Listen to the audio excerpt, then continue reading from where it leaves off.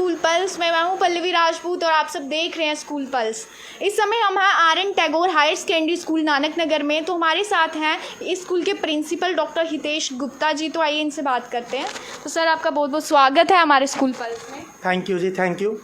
तो सर, जैसे बात करें MHRD की तरफ से जो है न्यू एजुकेशन गाइडलाइन जो है जारी की गई हैं, तो इस पे सर आप क्या बोलेंगे, किस तरीके से जो है हमारे एजुकेशन डिपार्टमेंट को ये डेवलप करेगा, या फिर उससे भी जो है उसकी हालत जो है? हाँ, जैसा कि आप जानते ही हैं कि 34 ईयर्स के बाद जो है ये गाइडलाइंस नहीं आई हैं और एजुकेशन पॉलिसी को रिफॉर्म किया गया है, पूरी तरह से चेंज किया गया है। तो we all should welcome it. ये बड़ा अवेटिंग स्टेप था, बड़ी देर से इसकी डिमांड भी थी, तो we all should welcome it.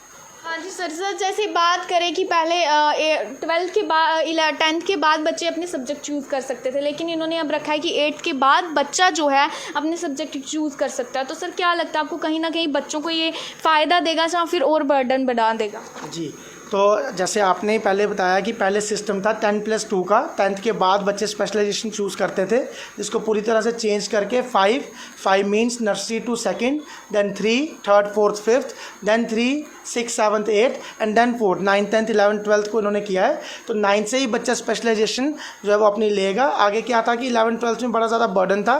9 10 का सिलेबस बड़ा कन्फाइंड है, रिस्ट्रिक्टेड सिलेबस है, तो लेकिन 11 12 में जाके वो बड़ा वास्ट हो जाता था। तो अभी इन्होंने उसको थोड़ा रिलैक्स करने के लिए 9 10 में उसको शिफ्ट किया, थोड़ा सा करेंगे कि जिससे ताकि जो बच्चा जो है 9th से ही जो उसने सब्जेक्ट चूज़ करने हैं, और सब्जेक्ट चूज़ करने में भी बड़ी फ्लेक्सिबिलिटी इन्होंने लाई है, तो बड़ा अच्छा स्टेप है। तो सर, बात करें सर जैसे कॉलेज की, तो कॉलेज में सर आता था 3 ईयर का जो है डिग्री रहती थी, लेकिन अब इन्होंने 4 ईयर की कर दिया अगर आपको आगे एजुकेशन जो है कंटिन्यू करनी है। लेकिन अगर बात करें कोई बच्चा जो है लैक कर जाता था, अपना फर्स्ट ईयर के बाद नहीं पढ़ पाता था, लेकिन अब जो है इन्होंने किया कि उसको बेसिक सर्टिफिकेट मिलेगा अगर बच्चा 1 साल भी कॉलेज कर जाता। तो सर, आपको क्या लगता है, कहीं ना कहीं ये बच्चों को फ़ायदा देगा? हाँ जी, बिल्कुल फ़ायदा देगा। जैसे पहले 3 साल का ग्रेजुएशन कोर्स होता था, तो किसी कारणवश किसी भी रीज़न से अगर बच्चा नहीं कर पाता था तो उसकी डिग्री जो थी उसको नहीं मिलती थी। लेकिन अब इन्होंने बड़ा उसको और भी सिंप्लीफाई कर दिया है कि फॉर एग्जांपल कोई 1 साल का कोर्स करता है तो उसको सर्टिफिकेट मिलेगा, कोई 2 साल का करता है तो उसको डिप्लोमा मिलेगा, जो 3 साल या 4 साल का करता है तो उसको डिग्री मिल जाएगी। जिसने MA करनी है, PG करनी है, तो उसको फिर 4 साल की ग्रेजुएशन करनी है और उसके बाद 1 साल MA में देना है। तो ओवरऑल बच्चों का जो टाइम पीरियड है वो उतना ही लगेगा, लेकिन दे वुड हैव ऑप्शंस कि वो किसी भी स्टेज में आके अपनी पढ़ाई को थोड़ी देर के लिए रोक सकते हैं और वो दोबारा कंटिन्यू भी कर सकते हैं। तो पहले का सिस्टम जो रिजिड था, अब वो उसमें फ्लेक्सिबिलिटी इन्होंने लाई है, तो ये भी एक अच्छा स्टेप है। हाँ जी सर, बात करें MPhil की, तो इन्होंने MPhil जैसे ख़त्म कर दिया। बच्चे जो है MA के बाद वो है PhD कर सकते हैं। तो सर, आपको क्या लगता है, कहीं ना कहीं ये कैसे बच्चों को जो है फ़ायदा देगा? जी, जहाँ तक MPhil का प्रश्न है, तो मुझे लगता है कि MPhil से बच्चों को फ़ायदा होता था। बेशक उनका 1 साल जो थोड़ा सा ज़्यादा एक्स्ट्रा लगता था। मैं अपनी बात करूँ तो मैंने भी पहले MPhil की है, फिर PhD की है। तो रिसर्च वाले बच्चों को जो रिसर्च में जाना चाहते हैं, MPhil का जो 1 साल है बड़ा फ़ायदेमंद रहता है। उसमें वो बड़ी सारी चीज़ें सीखते हैं ताकि उनका PhD में टाइम वेस्ट ना हो। तो बात उतनी ही रहती है, वो PhD में उतना जल्दी कंपाइल कर लेते हैं अपना काम। तो MPhil मुझे तो लगता था कि यूज़फुल है बच्चों के लिए। एनी हाउ गवर्नमेंट का डिसीजन है, तो ज़रूर उसमें एक अच्छी ही बात होगी, तो we should welcome it. Thank you so much sir, आपने जो है न्यू एजुकेशन पॉलिसी पे अब हमें अपना रिव्यू दिया। सर, जैसे बात करें, आप RN. Tagore high secondary school के प्रिंसिपल है, तो एज अ प्रिंसिपल सर, जैसे कि कोविड की वजह से जो है ऑनलाइन क्लासेस जो है स्टार्ट करी गई, तो सर किसी ने भी नहीं सोचा होगा ऑनलाइन बच्चों को पढ़ाया जाएगा। तो आपके स्कूल में किस तरीके से सर बच्चों को ऑनलाइन क्लासेस पढ़ाई जा रही हैं? जी बिल्कुल, जब कोविड शुरू हुआ मार्च में और लॉकडाउन के बाद, मार्च में तो वो एंडिंग सेशन था, लेकिन अप्रैल से सभी स्कूल्स ने, हमारे स्कूल ने भी ऑनलाइन की तरफ शिफ्ट किया। एक नई चीज़ थी हम लोगों के लिए, सीखने को बड़ा कुछ मिला, हमारे टीचर्स ने बड़ा कुछ सीखा, इवन हमारे पेरेंट्स ने बड़ा कुछ सीखा। तो हम लोग फर्स्ट डे से ही कोशिश करते रहे कि किसी न किसी माध्यम से, किसी न किसी मीडियम से बच्चों की पढ़ाई एक दिन भी डिस्टर्ब ना हो। व्हाट्सएप ग्रुप्स बनाए बच्चों के, पेरेंट्स के, और उनमें वर्क सेंड करने लगे। फिर सीखा कि जूम ऐप है, जूम क्लासेस लेने लगे। फिर गूगल मीट के बारे में पता चला। फिर यूट्यूब चैनल बनाया, उसमें वीडियोस डालते रहे, ताकि हम हर एक मीडियम हम लोग चूज़ कर रहे हैं, टीचर्स चूज़ कर रही हैं work from home, they are doing work from home, ताकि बच्चों का एक भी दिन जो है वो वेस्ट ना हो। आइए देखते हैं सर यूट्यूब के जरिए So guys, our today's topic is balancing of chemical equations, ठीक है।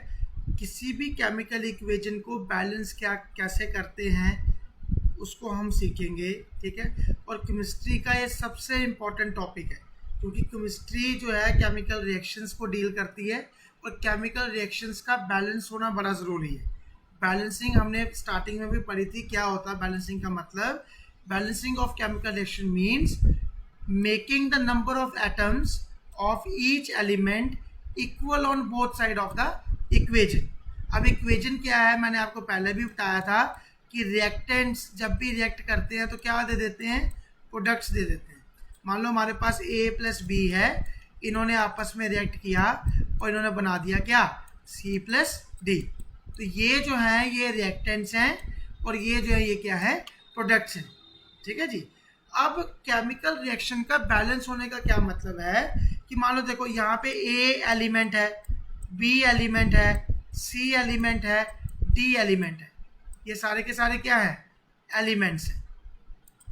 अब हर एलिमेंट जो है ये बना होता है एटम से, है कि नहीं। ए के कितने एलिमेंट्स, मान लो इस रिएक्शन के अकॉर्डिंग तो ए के एटम्स हैं एक ही, बी के एटम्स हैं एक ही, सी के एटम्स हैं एक ही, डी के एटम्स क्या है, एक है। आपको समझ आया। मान लो मेरे पास होता है 2A plus B gives C plus D, ठीक है जी। तो मैं बात करें ऑनलाइन क्लासेस के साथ साथ अभी जो है रेडियो क्लास इनिशिएटिव भी स्टार्ट किया गया है। ऑनलाइन क्लासेस में देखें, बात करें स्लम एरियाज़ के बच्चों की तो उनको बहुत जो है प्रॉब्लम आई। आपके स्कूल में भी हो सकता है कुछ ऐसे बच्चे जिनके पास एंड्रॉयड फ़ोन ही नहीं थे, तो रेडियो क्लास इनिशिएटिव भी उन्हीं बच्चों को देख के किया गया। तो सर किस तरीके से आपको लगता है कि स्लम एरियाज़ के बच्चे उस लेवल के पढ़ पा रहे हैं जितना, क्योंकि नेट की प्रॉब्लम भी है साथ साथ में। लेकिन ये बात तो है कि no one can replace classroom और ए क्लास टीचर, कोई भी रिप्लेस कर नहीं सकता। लेकिन मैं फिर से कहूँगा कि गवर्नमेंट का बड़ा अच्छा इनिशिएटिव है। एटलीस्ट वी आर ट्राइंग कि जो जिस तरह से भी हम बच्चों को हेल्प प्रोवाइड कर सकें वो करें। जिसके पास एंड्रॉयड फ़ोन नहीं है, ठीक है, गवर्नमेंट ने एक इनिशिएटिव लिया रेडियो क्लासेस का। जो बच्चे, जो ऐसी फैमिली जो स्कूल अफोर्ड नहीं कर सकते, तो उसके लिए तो ये उनके लिए तो ये बड़ा अच्छा इनिशिएटिव था। गवर्नमेंट भी अपनी तरफ से कोई किसी तरह की कोई कसर नहीं छोड़ रही कि बच्चों की एजुकेशन किसी तरह से भी बाधित हो कोविड-19 की वजह से। तो अच्छा इनिशिएटिव है, सबको उसमें पार्टिसिपेट करना चाहिए।